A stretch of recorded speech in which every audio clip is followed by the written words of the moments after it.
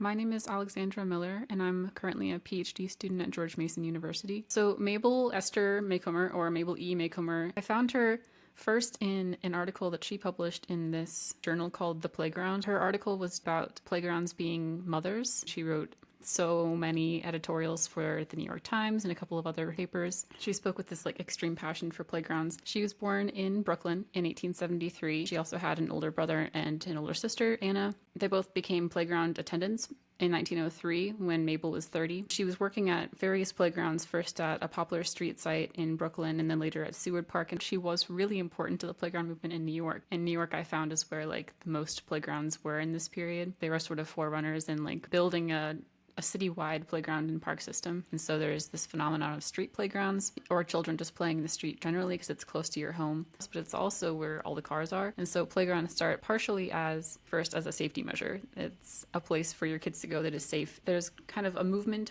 first from mothers' clubs and women's clubs towards cities and an institutionalization of playgrounds. She then went into the municipal service, she was working for the Parks Department. Most of what I found about Mabel is that people didn't like her. She left the municipal service and went back to Seward Park after having to leave Seward Park again because, again, people were not enjoying her presence there. She went back to her own original neighborhood of Brooklyn where she's been living this entire time, and she starts pushing really, really hard starting in 1922 and ending at her death.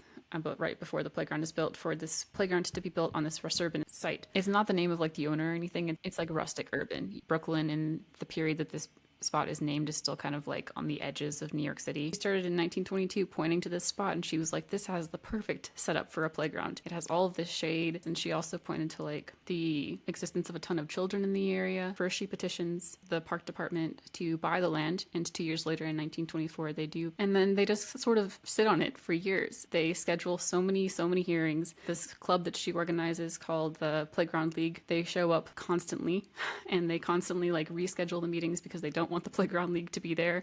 They don't want Mabel to be there. And in 1934, just slightly more than a year after she dies, they do build the playground. Her name was actually considered for the site, and they call it Crispus Attucks Playground. What was then a sort of a middle-class white neighborhood has now become what we kind of characterize as a traditionally black neighborhood. She's campaigning for Russ Urban in this racial transition. And so this is one of the sticking points that she runs into, is that the white residents that she is trying to get to fund this don't want black kids playing at the park with their white kids. So when she first identifies Russ Urban in 1922, she says, this is a great spot.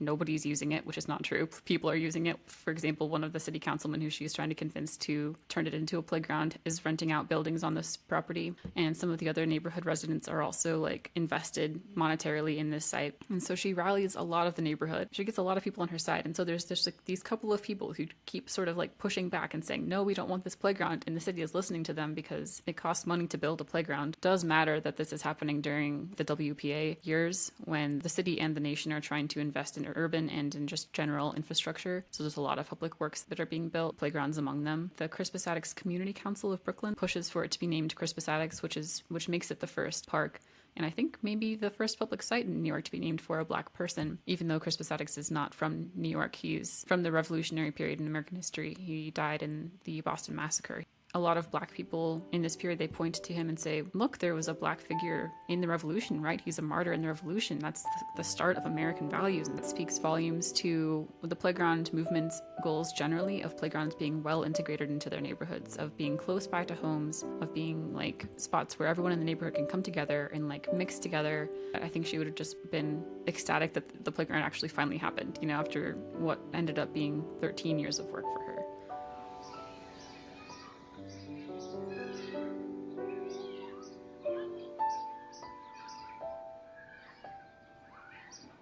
My name is Mitch Kachun. I'm a professor emeritus of history from Western Michigan University, and I specialize in African American history and issues related to historical memory. Crispus Attucks is a man that we know existed. We know a little bit about him, but really not very much. He was of mixed race, Native American and African. He was born in the 1720s. He was enslaved at the time of his birth, and he remained enslaved until about 1750 when he was in his mid-20s, and he liberated himself. There was a runaway slave advertisement put out in 1750 based on the evidence that was presented in 1770 that he was a sailor, but he doesn't show up again in the historical record until the day of his death on March 5th, 1770, in what became known as the Boston Massacre. Book plug, you wrote this book, The First Martyr of Liberty, about Crispus Attucks. How long have you been researching Crispus Attucks, and when did you first learn about him? I probably learned about Crispus Attucks in passing in elementary school. He didn't show up in books until the 1950s and 60s. I guess about 2008 is when I got interested in him. I was exploring this idea of who gets to be a hero, who gets to decide who's a hero and who's a villain in historical stories. I got the impression that Attucks was someone people were trying to use to pursue a particular agenda. During the trial of the soldiers, and they were acquitted. And the defense attorney for the soldiers, future President John Adams, specifically focused on Attucks, characterizing him as a man of mixed race, as a man who was an unsavory character. He really constructed Attucks and the mob in general as really villains. As African Americans are starting to fight for their civil rights, he was very useful. How can you maintain these people in slavery when it was a man of color who was the first to sacrifice his life? During the 1960s, during the Civil Rights Movement, Stokely Carmichael, or Kwame Ture, who coined the phrase Black Power, he basically characterized him as a sellout, as a race traitor. There are various Crispus Attucks community associations, like the one that emerged in Brooklyn in the 1930s that the park movement came out of. Could you talk a little bit about George Wybcam, who was a Brooklyn resident, who, having the park named for Crispus Attucks wasn't his only achievement? Wybcam, or Wybcam, I'm not sure how you pronounce his name. He was a pretty elderly gentleman when he started to get involved in promoting Crispus Attucks. He had been a foreman at the local post office for nearly a half a century. And in his retirement, he became very active in promoting Black achievement, in celebrating Black culture, and in protesting police brutality and housing discrimination, also in lobbying for things like the Crispus Attucks Playground to be named in honor of an African American. Wybcam, later in the decade, the World's Fair is coming to New York in 1939. He was named by the fair organizers as the man in charge of, term used at the time, the Negro exhibition. And part of that was the declaration of one day at the fair as Crispus Attucks Day. Just got a few things here that I brought out. It's a Crispus Attucks playing card. This is put out by the Topps playing card company. This is from the mid-1960s. There were some African Americans included in this series, but not many. We have no idea what he looked like. From the descriptions at the trial, he was a large man, over 6 feet tall, well-built. Image like this shows up for the first time around 1900. You can see it again here on another one of my favorites. This is a commemorative bottle of bourbon. The Jim Beam Bourbon Company at the Bicentennial in 1976 put out a series of these commemorative decanters filled with 100 proof bourbon. And on the back, there's the brief story of Attucks and the Boston Massacre. One final thing I'll put up here, a comic book that appeared in 1967, the Golden Legacy Company out of New York. They have a series of these books about Black heroes. Why I think it's important to remember him. Just recognizing the fact that people of color were an integral part of American society, certainly are today, and they certainly were in Attucks' time. During the 1770s, 20% of American colonists were of African descent. About 10% were free. Mainstream history education, I think, has failed the nation to a large degree by presenting a very selective image of what the nation is, how the nation was founded, who the heroes of the nation are. Can you introduce yourself and tell us who you are? Yes, I'm Robert Cornegy Jr., former council member who represented Bed-Stuy and Crown Heights, and just a son of this community and this neighborhood. Crispus Attucks was one of the first Black people to be involved in formulating the country, right? So he, to us, is a hero. You promised Christopher Wallace's mom that you would name something in the community after him? This park in particular, I spent a tremendous amount of what we call political capital getting the park renamed. It was difficult because the park had already been named for an iconic figure in the Black community. You know, they said, hey, Rob, you know, it's already Crispus Attucks Park. I said, okay, I don't want to rename the park, I want to rename the basketball court. Right. Yeah. I haven't seen a park having two names of African Americans. Right, but that was a fight, and I had to spend political capital. And what we mean by political capital is saying, hey, I've served this community, I'm in good standing, like all of those kinds of things, I had to call into action. But I had a relationship with Parks and Rec. We had built several parks already, and they basically at the end of the day said, Robert, this is important to you and your community, then we'll do it. It's unusual, it's uncharacteristic of how we do things, but if it's really important, we'll get it done. So names of locations definitely mean something to you. Well, it means something to me in an ever-changing community. So the idea that communities would change and the people who were integral in building that community up wouldn't be recognized. So iconic things that have happened in communities that are centered around Black culture in particular, it's important for me. I actually even have a street named after my dad. My dad had pastored his church for 30 years. So that is probably one of the more important things to me, is leaving a legacy through the way that, like people don't know, even Bedford-Stuyvesant is named after individuals. I just think it's important for us to leave the same and or a similar legacy about what we were able to accomplish, people of color, during a particular time period. I grew up in 226 St. James. I was in 1R, he lived in 3R. When he passed, I promised his mom that I would do something to honor his name. And initially, when we wanted to name the street St. James for him, there was huge public outcry. And it wasn't my district. My district actually ends right here.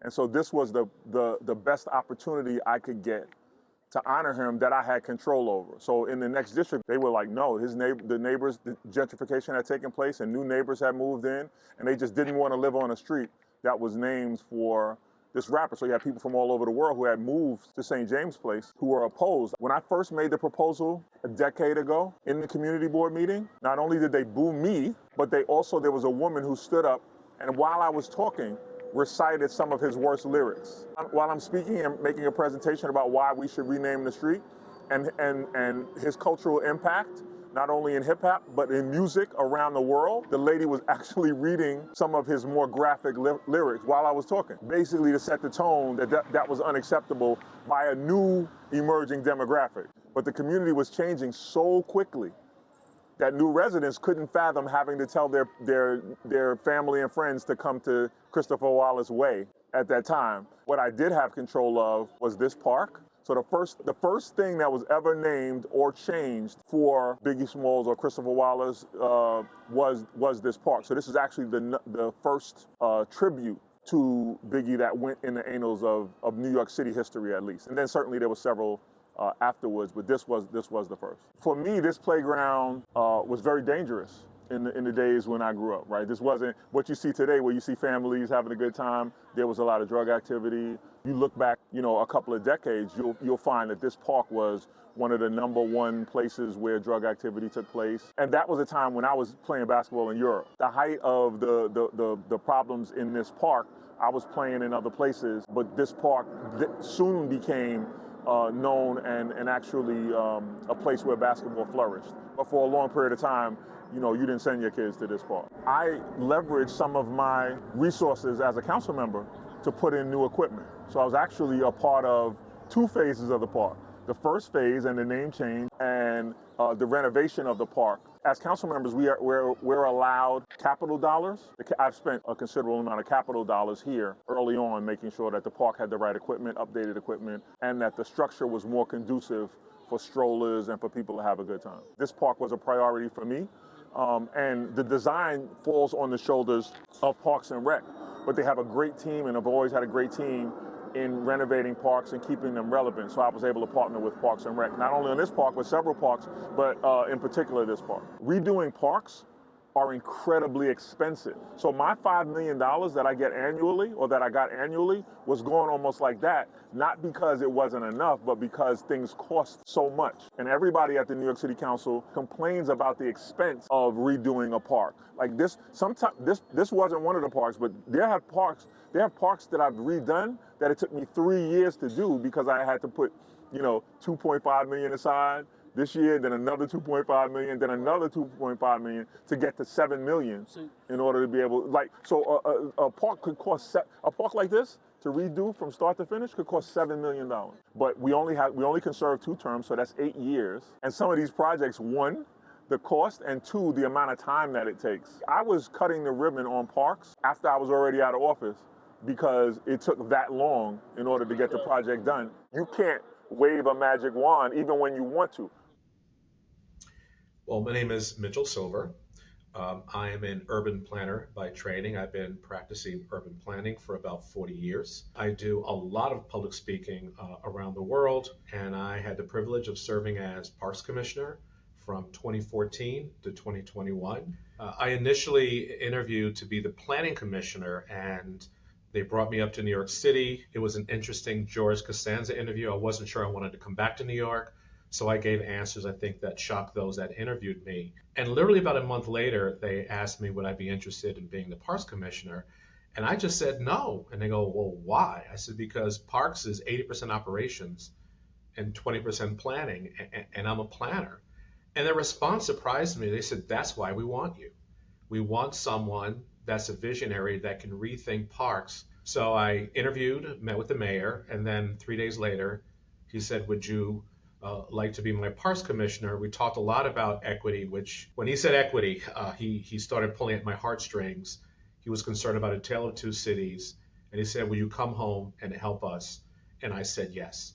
When did you become aware of Crispus Attucks Playground? When I was looking for a place to live, it was literally a block and a half away. I remember looking at it at that time, it wasn't renovated. And so, of course, being Parks Commissioner, I took notice. And I do remember when it came up on the list to be renovated, that it just put a smile on my face. The space for Biggie Smalls, it was at the request of a council member. Clearly, the council member was very appreciative. When I came on board, there were about 160 projects somewhat stalled that I had to move through the pipeline. I think we got them all done during my 7.5 years as commissioner. I personally heard people come up to me and say, thank you.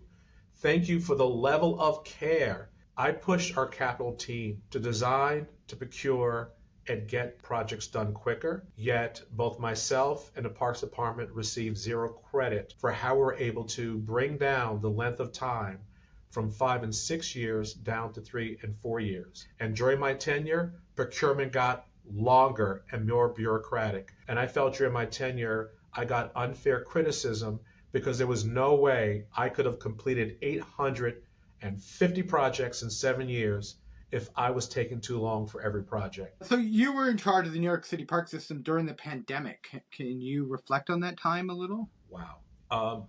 Probably the most challenging period of my career.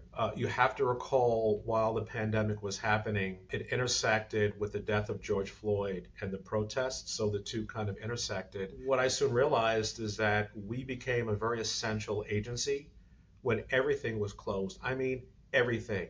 We had to keep our parks open. But for our staff, it was challenging because they literally did not want to get in the subway. Then, as I stated, we had the protests, and many of them occurred in our streets and our parks. As commissioner, I knew that our parks were sanctuaries of sanity during COVID. Because people were leaving New York City, our tax revenue was decreasing, and we suffered enormous budget cuts. It was probably the most challenging period of my life to provide an outlet for our citizens and parkgoers, but also give our staff a sense of safety. After the death of George Floyd, a lot of the employees in the Parks Department were traumatized by what happened. I was traumatized by what happened. We decided to do 2 things.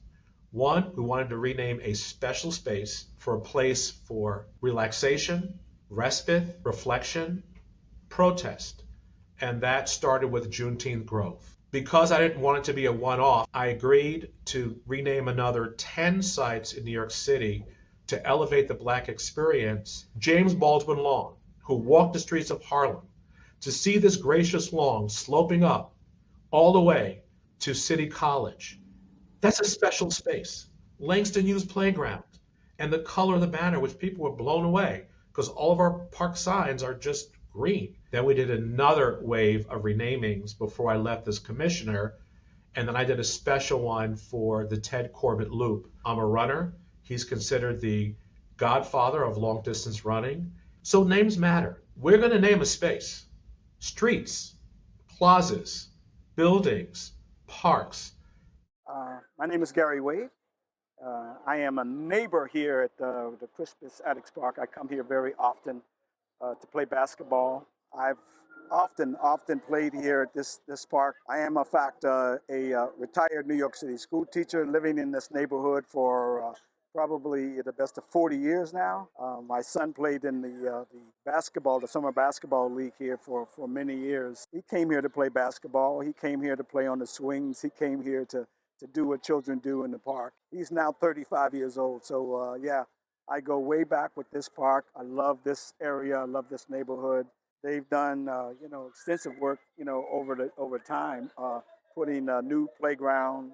They actually named the park. Well, at least this court behind me, the Biggie Smalls, the notorious Biggie Smalls, used to live right here in this neighborhood. I was a big fan of Biggie Smalls. The fact that, they named the park after him, it was a good thing. Biggie Smalls may have been what people might have called a roughneck or a thug, but he was a deep person who wrote deep music, who tried to express who he was as a human being. We all don't have the resources to be Harvard graduates. And if every child across America, across the world, were exposed to proper resources, we'd all elevate humanity. You look around the park today, you see parents who bring their children over here to swing on a regular, daily basis. You see daycare center that surround this place who are bringing hordes of children here to enjoy the space. In my retirement, I'm here nearly every day, shooting the basketball, getting the exercise, because when you exercise the body, you exercise the mind, and they try to keep the park clean. I meet gardeners out here, who are taking care of the landscape. They are really wonderful people, and they have lives, and their lives matter. I totally appreciate the way in which, they conduct themselves, the way in which they care for the parks. I am so grateful to the New York City Parks Department for the organization that they run. I've been around the world, and I can tell you, there are so many places that you can go to. There's some beautiful parks there, but New York City, I'm telling you right here, it's a 2 thumbs up program. On a list of priorities and improving the quality of life, which is sometimes backwards, parks is not a priority. Parks, green spaces, sometimes recreation are the first things cut when there are budget cuts, right? That's the first place that they look to trim when there's an emergency or a crisis, which we're solidly in right now. Nobody seems to realize, especially in the Black community, how important these spaces are to us. Yeah. Some people in the city believe that, especially Black people, don't care about the beauty and maintenance of green spaces because of some of the negative activity that happens in it. But I tell you, largely, these communities are reliant and dependent upon their parks. It shouldn't be that difficult when you identify green spaces that are important for our families to enjoy. Please like, subscribe, comment, and share if you enjoyed this video.